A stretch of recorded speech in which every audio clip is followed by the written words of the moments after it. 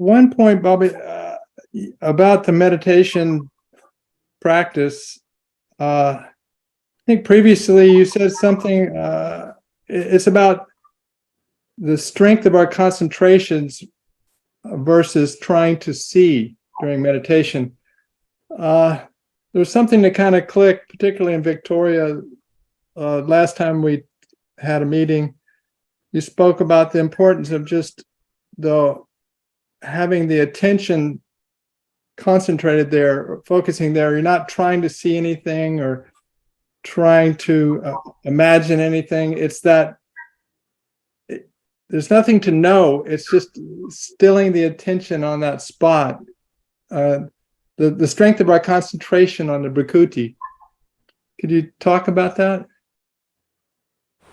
This is highly significant because in between the eyebrows, what is known as a Bhrikkhuti, as you mentioned just now, using the technique is first you use the eyeballs to remain focused in the beginning, and when this comes in between eyebrows, both the eyeballs, what happens, like the other day I was answering, if you write a Rhodes art, that when it comes and joins at one place, we call it as the vanishing point. Like as long as the eyeballs are moving parallelly, it gives a jerk to the mind also, making it to spin. So this is one naturally, without harming the health of the brain, when the eyeballs can come together, it can hold the mind and it can totally silence the mind. So that is why this is also known as Agna Chakra, commanding circle. Because when you are able to bring the mind here, so you become the commander of the mind. Means you can hold without thinking anything, hold on to the silence of the mind. That's when you will realize mind is trying to watch itself, or in other words, you are trying to watch yourself. And when you come to the ultimate truth of yourself, it is not through the eyes that you watch yourself, you will realize. Because when you watch through the naked eyes, nothing will be visible there. When the mind is totally silent, except for one consciousness of existence, the I that arises, you cannot locate it for a while. Simply you are able to feel it. And when it is coming from you, yourself, you don't need to locate also. You are there. You are not separate at that time when you are merging with yourself. You are not separate that you have to see yourself or you have to locate where you are, doesn't arise. So this is the wonder that you can experience when you succeed in just watching. That's why repeatedly we try to teach, watch in between eyebrows, just watch. Don't bother for anything, any other existence except for that I. So this is the highest significance of the highest technique that has been used since very ancient times, one of the highest techniques. And our Guru was so lucky, he got it by the manifestation of Lord Shiva, who came as a Jangama sage, and he passed it on to us.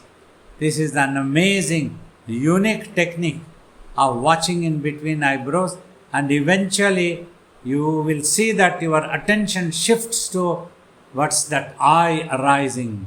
That's what in other words, I call it consciousness of existence. Okay, that's beautiful. Thank you. So sadhana is our effort to silence the mind, right? Yes. And you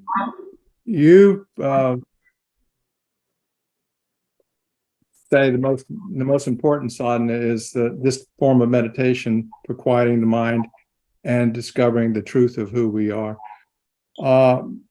But are there other ways to silence the mind besides meditation? Several other ways are there, but equally difficult. One must not think that it can be quite easier than sitting and closing the eyes when thousands of thoughts arise. Same thing, when you are active in this world, when you want to put an effort to achieve, when you have a desire, if that is not fulfilled, then acceptance does not come easily. Then the mind goes into a spinning of brooding, disappointment, all these things happen. So if you can maintain the acceptance, then the mind recedes, mind becomes quiet. You don't even bother why the world is like this.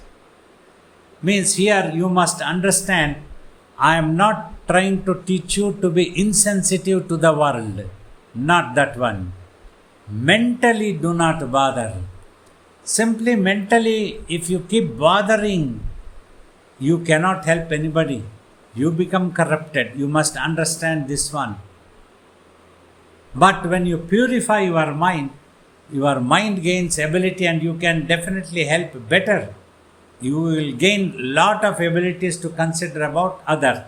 So you must not have any doubt that you don't have to be insensitive to the world. That is important. So then the karma yoga happens. The same mind becomes silent. When it becomes silent, it recedes towards its original source. If it imagines, it expands and scatters, goes out of control eventually. So like that, a long distance in illusion, whereas no distance exists there. In itself, it has created such an illusion, thus forgetting about itself. That's why, who am I? As Ramana Maharishi taught, that we need to understand. So that's what you are trying to observe, from where the I is coming eventually. Watching here also, because the I doesn't have any such location from where, but simply you have to catch hold of yourself by getting rid of all other thoughts. Baba, it seems that knowledge, our beliefs, and the knowledge that we have is important. Maybe it doesn't take us to self-realization, but it can keep us on the path. Like if we have to believe in the self, we have to believe you, we have to believe that it's possible to have supreme peace, and we have to become aware that that everything in our mind is temporary. It arises and it disappears. These bodies are temporary. That can give you kind of a conviction, to pursue this type of thing. You see, in the path of knowledge, first of all important that you need to have faith, because it is not coming from within.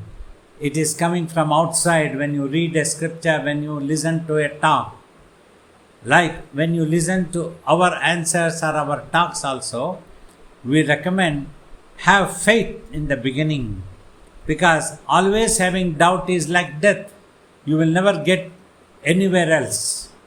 That happens. But first have faith, but then follow the methods recommended that you yourself experience, and then you will know. So that is the knowledge. So for this you need to be lucky that you are able to find a self-realized master who will insist on the same thing again and again, not anything else. He won't conduct any other activities. Slowly he will help you to narrow down to this thing only, to catch hold the consciousness of existence. So like this, any path, through any path, even Bhakti Marga also, slowly first you narrow down to one single thought, like imagining about the form of divinity or the ultimate truth, and making it as your dear one, falling in love with that one, either a guru or a deity. Then slowly the same deity, means the form of the ultimate source, will help you to give up that form also and merge with the self. That's what happens really. So when you do any of the path, you need to have faith in yourself. That is important. Whether you do karma, you need to know the technique. That is also important, what you are supposed to do. Karma yoga, if you want to do it, you should know what you are supposed to do there. Simply do not have expectations, have acceptance. Repeatedly we try to teach these things. Whether that is possible, you have to see. Then these methods can be successful. People always try to look for easy methods where they do not have to put an effort. So then they miserably fail in achieving anything. They don't reach anywhere else. So that is why, remember, technique, understanding the technique is very important, and also adopting such methods are important. Whether Bhakti Marga, Jnana Marga or Dhyana Marga, anywhere you have to do. Dhyana Marga also you have to keep quiet. So in Bhakti Marga also, eventually you have to achieve to become quiet, accepting all as God's wishes. May it happen according to your wish. Please inspire my wisdom so that you become quiet. You don't bother for anything. Well, Baba, there seems to be a point where you may have an experience or your imagination. I mean, all of us are imagining what self-realization must be. If we're not there, you're imagining it, and that kind of drives you to move forward to that. But there's a point when you have, either through meditation or just sometimes from inside, you have this insight, and that insight can transform you in a way that you start to lose the belief that this world is going to ever fulfill your needs, and with that, then it starts to let go of its grip on the mind and on the world and all the thoughts. It doesn't mean you stop enjoying it, but it loses its grip, and then it's easier to just fall into the self or meditation. So that seems to be based on knowledge or some kind of experience, but way before self-realization. Exactly. Sometimes you might feel inspired by reading a scripture of a self-realized master. Ashtavakra Gita. Like Ashtavakra Gita. That could be quite inspiring. And when we talk, if you find a master and you get to listen to the master, and you have a question and you listen to the answer by the master, so these things can be inspiring. So then make you to go for that one. So that finally yourself going for that is very important. That's what is needed always. Rest is all right. Just your own imagination needs to stop finally. That belief, firm belief that anything the mind creates is not the truth, that the mind can't give us the truth. That one thing seems to be, pretty powerful when you really believe that. Yeah, definitely. That's why repeatedly I have tried to tell, mind can never give the truth because it gives only what it imagines. And whatever it imagines need not be the truth, first thing. Second thing, it cannot imagine completely as it is. Just like you have the imagination power in your mind, but you cannot imagine the space as it is. Impossible. Simply you have to accept that it is all pervaded. But how much all pervaded? No such thing. How much is that absolute? What does that mean? There is no beginning, center or end. These type of things can be given, but how much? Where the beginning? How can something without a beginning? Like that questions arise. So one can get confused. So one needs to understand. So that is important. That's when you have to go for the experience. Experience which is not based on any sound or sight. I have told entire creation is based on a sound or a sight. Sight means seeing. that you can see something through your body, through your naked eyes. Nothing, you- nothing that can be perceived. Yes. So your experience must not depend on these two. If any such experience happens, so that is not complete or not a realization, not the ultimate truth. So, Baba, the world's full of suffering, and of course, we would all like to rise above it. A yogi's body is subject to the same afflictions that any other human being's body is. Does a yogi rise above all suffering? In consciousness, definitely. So, because when the mind merges with the self and realizes that self and always remains in that self, being there, so then he rises above all suffering. He understands it is the body, because the pain might be felt, because the consciousness is in touch with the brain. I am trying to tell the truth. I don't claim any mythical things unnecessarily. A pain will be felt, but in consciousness, one would have risen above that level of suffering. So there is no more suffering in the consciousness, considering anything as a reality. He is totally aware it is this body which is suffering and waits for the body to get dropped on its own. Well, Baba, if you're not feeling the suffering, the pain in the body, who's feeling it?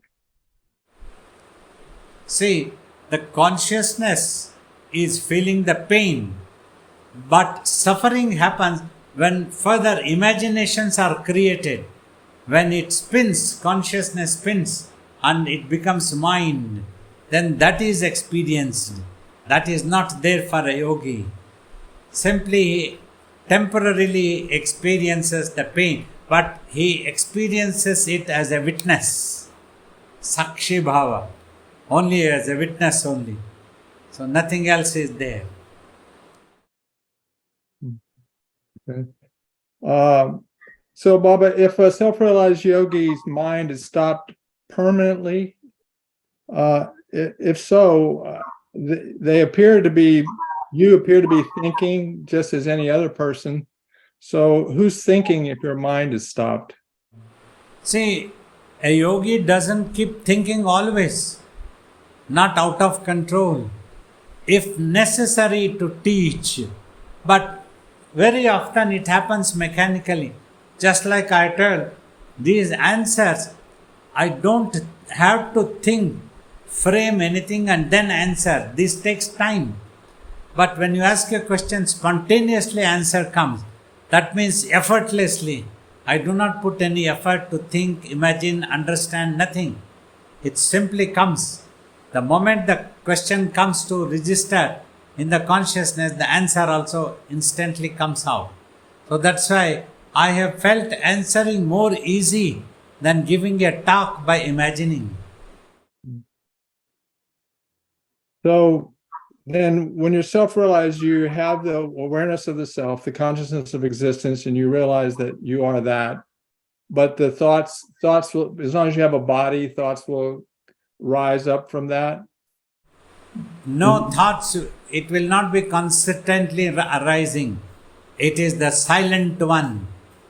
Even through the brain, when we talk also through the body, my consciousness is very silent. It doesn't picturize or doesn't keep thinking anything. The thinking often gets converted to brooding or anxiousness. These things doesn't happen. All these reactions have stopped totally. Mind is not even thinking all the time, nothing. So when I ask you a question and you start to answer it, you've said that the answer just spontaneously comes. Yeah, I even do not think from where it is coming, and I do not have any imagination that I am answering the question. No such thoughts come. The I itself has disappeared. So that thought doesn't come, a claim or any ego that I have this knowledge. There is no such thing when the I itself is not there. So such thing coming doesn't arise. I feel it is the same thing which asks the question, answers also.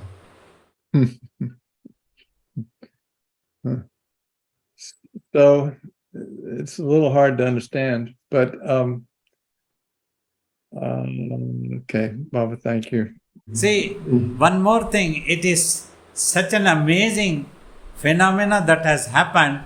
It is the same substance which asks the question and same substance which answers, as if for the sake of same consciousness in the form of so many people, where this knowledge may not be there because of the consistent thinking that is happening, imagination that is happening. So all the efforts is to stop that imagination in others also, to help others also to lose that imagination, so that the glow of the self can come up, the manifestation of the self can come up. That's what the effort is. The same thing means, in other words, I will tell, I am asking a question, I am answering, and I am getting carried away with imagination in so many forms, and I have to get rid of that one. So that is what is happening. Isn't it funny? Yes, I have to chew on that a while, Baba. Thank you. Thank you, Baba, and thank you, Agastya. And that was the perfect introduction to my question, because I was going to ask this question last time we were together, and I didn't ask it. And it was about something you had said. And I don't remember the exact words, but it was about happiness as a state before bliss or enlightenment. And I knew you weren't meaning happiness of the mind, because because happiness is the opposite of suffering in the mind. But I'm wondering if perhaps you had meant, like, you reach this baseline where the suffering of the mind can't really affect you all that much. Like, when something bad happens, I just know there's going to be another day and something else is going to happen. And I'm not going to get depressed, or I'm not going to fall into all of those things that take us down. And I'm wondering if maybe you were talking about some kind of happiness like that. I'm very curious. So thank you. Now listen carefully, all of you. Either suffering or happiness, it happens due to an imagination in the mind. Suppose some suffering happens in the body, some pain comes, or connected to the body, some painful things happen, some incidents happen, some dear ones happen. So that comes to the mind. Then mind imagines. The mind imagines that it is painful for itself. It is unhappiness. The moment it imagines, it forgets that it has imagined. Then it starts considering that as a reality and gets carried away as an illusion. Brahma, Brahmit are the words used in Sanskrit. So means you get illusioned to yourself, as if that unhappiness is happening to you.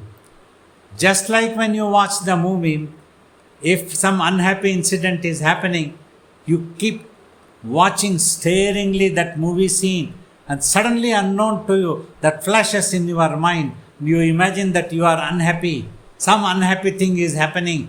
Thus you become unhappy. Then you experience as if that unhappiness is happening yourself, and you suffer.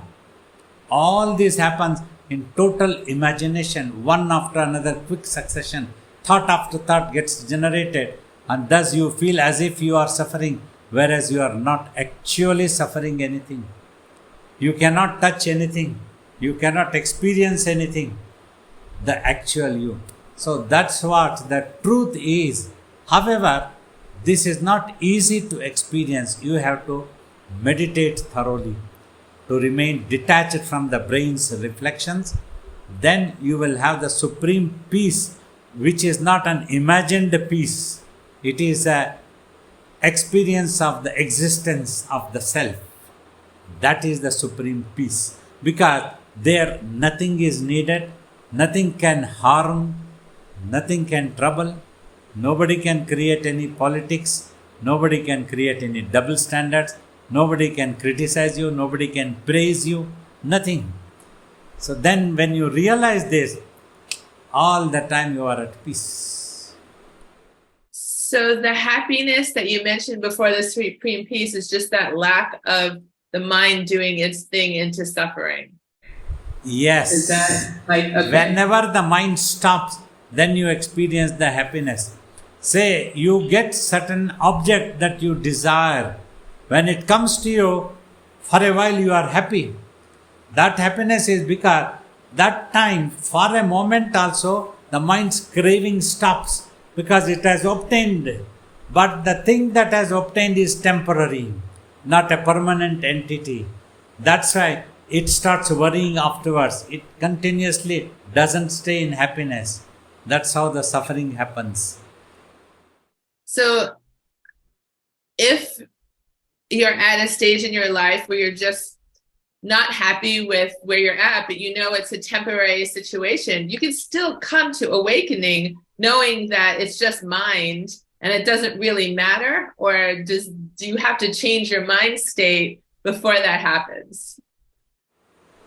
Long time practice only can enable you to be like that. That is what is known as lights and dislikes. meditation and tapas. Not necessary. You don't have to think there is no light in this life. Why do you have to think? If you put an effort to become quiet and achieve, you might be able to. Always think positively. Don't lose heart by thinking negatively. It can happen for anybody, provided you have the dedication, discipline, patience, and want to go for that, understand the need. Okay, thank you so much, Babaji. Wonderful. Arun? Pranams, Babaji. I have two different questions. The first question is pertaining to technique, where you mentioned we should make an effort to bring the eye between the eyeballs. But once both the eyeballs come between the center of between the eyebrows, right away the mind does not stop. Is it because again the eyes are trying to go to the parallel? If it goes parallelly, it gives a jerk to the mind. So your ability to hold the eyeball, that is what is watching. When you watch it with the eyes, then that you also stops. Consistently you should be able to hold on to that for some time, then again some time, like that you practice. Long time that you are able to hold. If you are unable to hold it, then it gives a jerk to the mind and the mind runs again. Right. And the second part of the question pertains to the Ashtavakra philosophy that you gave a preview at the retreat. So the main primary message is to listen to the Guru's commands, how to still the mind. Is there a secondary message where, regardless of how the people may judge and may mock at us for our shortcomings, how we appear, so we need to develop that technology where nothing would bother and we would be able to bounce it off, and this can only happen by stilling the mind. Is that By stilling the mind, by constant practice of meditation, watching, only can give you that ability. That's when the mind becomes quiet. Then it stops absorbing any imprints, then it stops bothering also. Thanks, Babaji. Pranams. Baba, just a point there. When you say watching, you mean not thinking, just Yes. observing without thinking at all. Exactly. No Exactly. analyzing, no recognition, nothing. Nothing. Don't even bother whether you exist or not for that moment. Just become quiet in every way. Hey, Baba. I have a question. It's all related to this discussion. So what happens when your mind stops? You're doing the meditation, your thoughts go away, there are no thoughts. What happens then? Then attention of the mind goes to itself, giving you an awareness that you exist beyond this physical body, not as any body, not as to be seen as the naked eyes, simply the consciousness of existence your attention settles there. Gradually you progress towards samadhi. So is this a process? Because sometimes there are periods when there are no thoughts, and then thoughts come back again. So is this like a gradual process, or is this Yeah. instant? Gradually, as you proceed practicing, one time comes when no more thoughts come, when the mind becomes totally quiet, then it starts going towards what is known as samadhi or towards the self. Then once for all it gives up all such thoughts and imaginations. Then you become aware of yourself. And the idea is to hold that state as much as you can, or what Yes. should I do with that? Yes, in practice, hold on to that one day till effortlessly you are able to hold on to that being there. So you practice so much that one day effortlessly you are able to stop the mind without giving rise to any thoughts. And then see the wonder. Thank you, Baba. Baba, could I comment or ask a question about that? Yeah. As long as the I is there, there are thoughts there. If then there's nothing else except the I am not having any thoughts, isn't that a thought? And until you have to keep watching, like in that stillness, until that I vanishes, and then that's when the mind stops completely. Yes, you hold on to that so that the thoughts stop. When thoughts all go on stopping, along with that the I also stops. The imagination of the I also disappears. But still you are there. But no imagination that as the I. Then see the wonder. So that I has become infinite, really. It's become the consciousness of existence, or it's when it becomes silent. Yeah, at that stage, one can understand if I tell, or one will understand on his or her own. Thank you. Okay, just two quick questions. The first one, going back to earlier in the conversation when you said that you tell everyone and you hold firm that no experience that we perceive with, sight or sound can progress us towards self-realization. So really the only experience that could progress us towards self-realization is no experience, right? Is it just the feeling?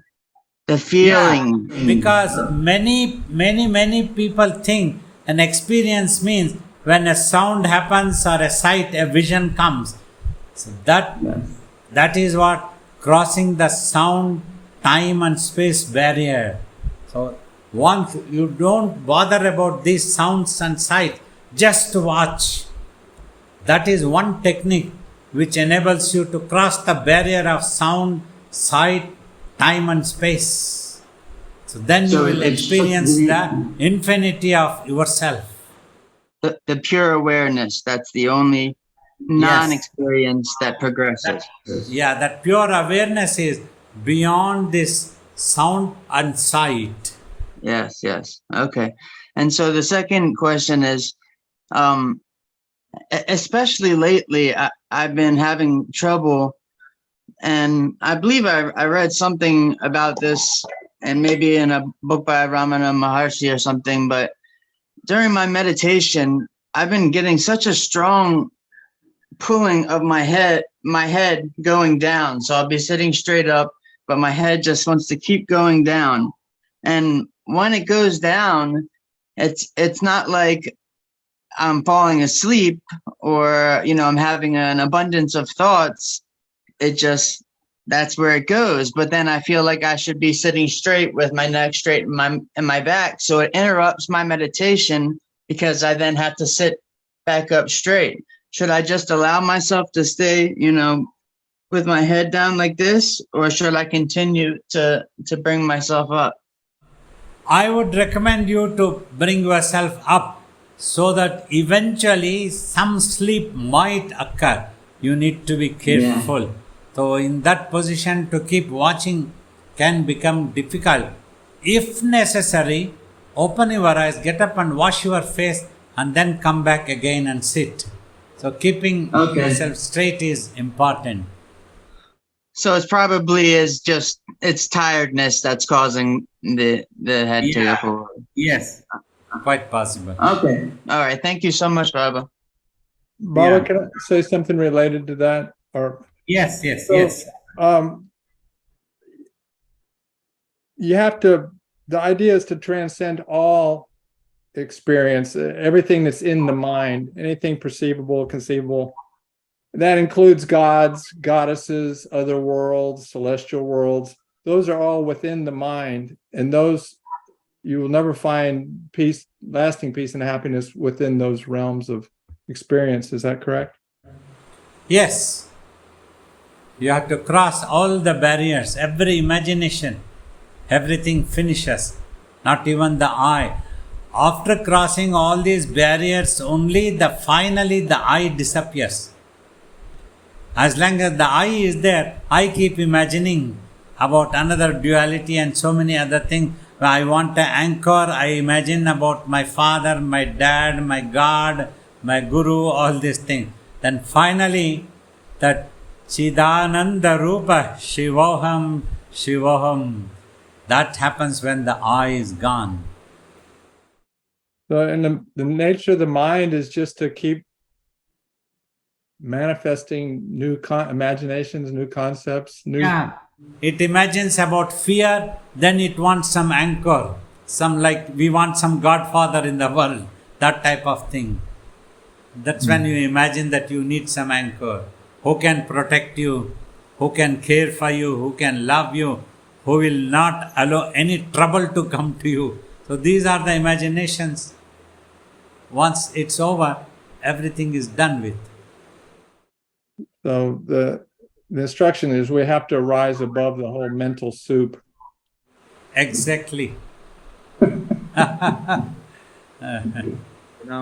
Baba. So I have a couple questions related to what we're talking about. So in meditation, I remember when you say when you're watching, you can watch whatever sort of appears as a sort of a temporary anchor, but also if you don't, it's not necessary to necessarily see a lot of visions or thoughts necessarily. Is it just if you can find that feeling of silence or find the feeling of silence, just focusing on that, and is it, I guess, is it necessary to see thoughts or visions? Not necessary. Not at all necessary. So that's what you are trying to stop. So if it doesn't come, you don't have to see any thoughts at all. Means by reading somebody else's experience, you don't have to imagine that you also need to have such visions or such things. Not necessary. Okay. And then I was also wondering with in the self-realized state, if there's pain, for example, in the body, even though that might be witnessing that, there's still pure peace and like, Yes. Okay. So just like the world is, in the same way the body also becomes part of the world, not part of you. So it becomes part of the world and you in the self. So then that illusion disappears. That was what I was going to ask, is the feeling more that that the body is in you rather than you are in the body? Okay. Yes. Body is within you. You are that space. Okay. Thank you. So once your mind is stopped and then you're in that state, now what happens if you need to do some activities or you need to ask a question as I'm doing now and stuff? Can you still stay in that state where you're I mean, you have to think something in order to ask a question. So can you still stay in that state but function, normally? Listen. Now carefully listen. So when you practice that, when you are practicing that, if you want self-realization, your sole idea should be self-realization and not to bother about anything else. To be active in this world. First, this is the first thing. Say once you get self-realized, then slowly you will come back. You can come back and you can be normal in this world. You can practice that skill to be active. But how much active you want to be? Do you want to be so much of active that you don't want the self-realization? Or you want to keep the self-realization and just be active a little bit that is needed? Equation changes.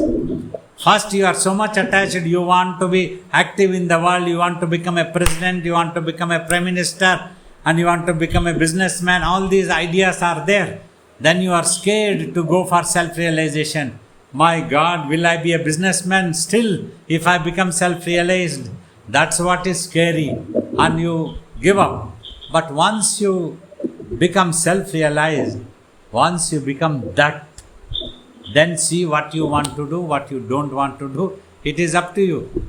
But I assure you, you can do anything you want to do. Thank you. I'd like to just comment on Remus's question.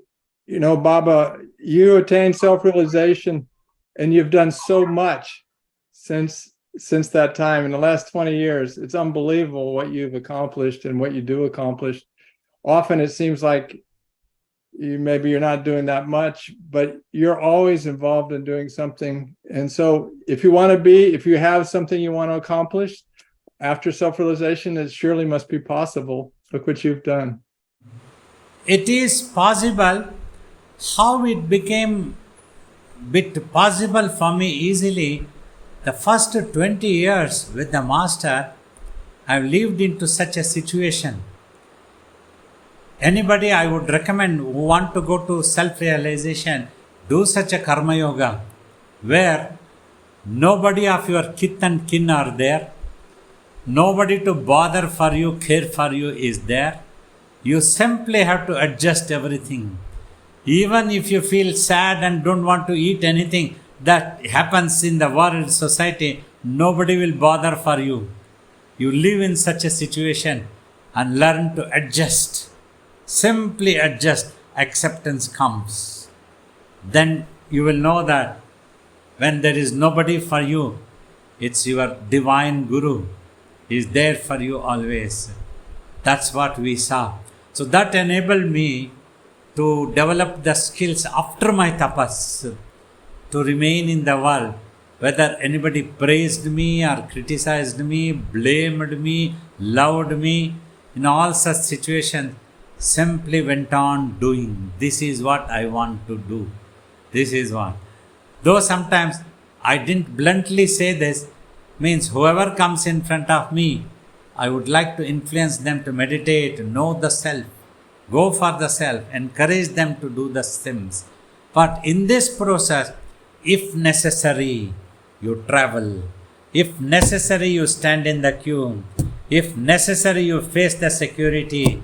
If necessary, if the immigration bluntly says something to you, accept it. But he has the power. He can do anything he wants. He is the king. What to say? Okay. Like that, you develop that attitude, then things become easily. Then you are able to do something for the people of this world. For that also we have to sacrifice. It's not easy to help people. Today if I have to sit with 80 people, 140 people with Zoom also, there is a lot of sacrifice. Or so many other things we have to give up and so many assistance is needed. When we depend on the divinity, the divine provides. Somebody comes, somebody helps at that moment. Something happens technologically, somebody comes forward. It happens and we are able to do it. That's amazing. That's here again, the I is not there. I'm not doing anything. Thank you, Baba. Okay, Baba, the two questions that are in the chat. First is from Guru Mani. And my question is, while doing Jangama Dhyana, my biggest challenge has been to overcome the thought, how much more time is left in this 1 hour? Oh, Guru Mani, you're not the first one to ask that question. Okay, and then the rest of the question is, how do I overcome the thought? Also, how does time appear to Babaji? First thing, Gurumani and all others who are sitting there in your places, you see, already by giving rise to thoughts, some energy is wasted. And then you start bothering how much in the 1 hour is left. That wastes more energy. So don't feel guilty. Don't keep asking why is not happening, why the thoughts are reducing. Let it go.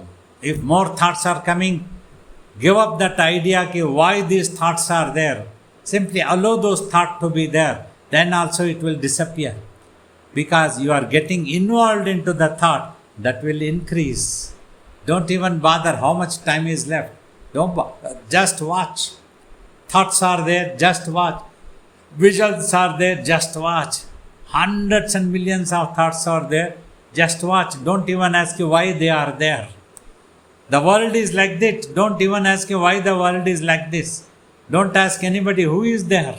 Nobody is there. You are there.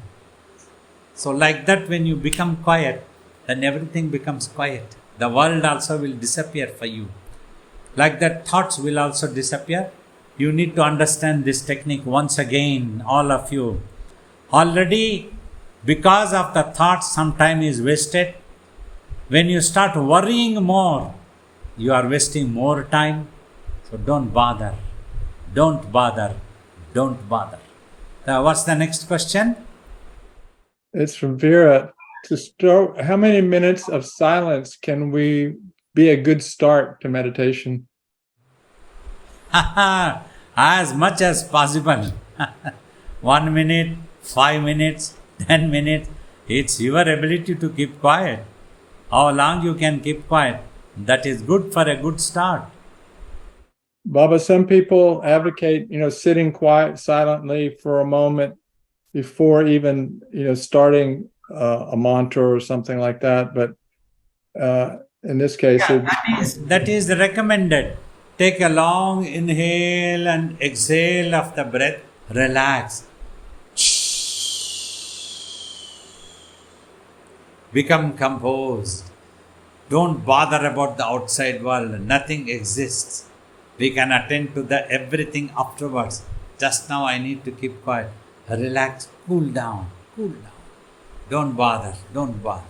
Like that you advise yourself and you try to keep quiet. And then slowly close the eyes. You can keep quiet for longer time. Slowly, slowly. Every day if you do like that, that ability comes to you. Baba, Chris has a question, but I'd like to comment, Baba, on Guru Mani's question. My experience is trying to think your way out of having too many thoughts in meditation is kind of fruitless. You just get embroiled in more thoughts. The only way for me to get beyond that is to double down on focusing between my eyebrows, and then the thoughts stop. Otherwise, if I try to get rid of the thoughts or figure out how to reduce the thoughts, I'm just thinking more and more. The only way to stop is to focus. Yeah, you are right, definitely. And we need to take this question. It is my shadow, Ambaji. Yes, Amba. Come. Baba, I was reading something. First, my pronouns to you, but I just wanted to ask this. You always say that the mind has to stop and the constant thinking of the mind. And I was reading last night something, and it says that the constant thinking creates a kind of a vibration, constant vibration in our consciousness, and that makes a thought pattern. The constant vibration of the mind in your thinking process create this pattern of the thoughts, and ultimately it becomes your samskaras. Unnoticed, it becomes your samskaras over the time. And what is your opinion? What do you say about it? You know? Exactly. The word used for this is the mind's spandan, the vibrations Yes. of the mind through which it Yes. spins. When it spins, that is when we call it acquired habits. Depending on the acquired habits, thoughts gets generated, either a good or a bad. But when you go for self-realization, both are to be considered as a corrupted one, which will keep you away from becoming quiet. So that's what you have to ignore both the things. So that's what is known as the vasanas and the samskaras, due to which that's what you have to get rid of the thing. So as you learn to accept and simply become quiet and quiet and quiet, so these samskaras all vanish, all vasanas, everything will disappear. So if I have a vasana, Baba, to become a self-realized, is that vasana also, is this considered as a vasana? Or because it's ultimately it's a desire, it's a thought in mind which is longing and going increasing as a desire. So thus also It is a desire to get self realized. Here, the vasana becomes of the highest quality. Highest quality imagination, it wants to hold on to that one so that it can get rid of all other imaginations. It becomes preoccupied with one thought: I want to get self realized. Then it will go for all such methods that it needs to adopt to become quiet. It will give up everything else. All other egos are left.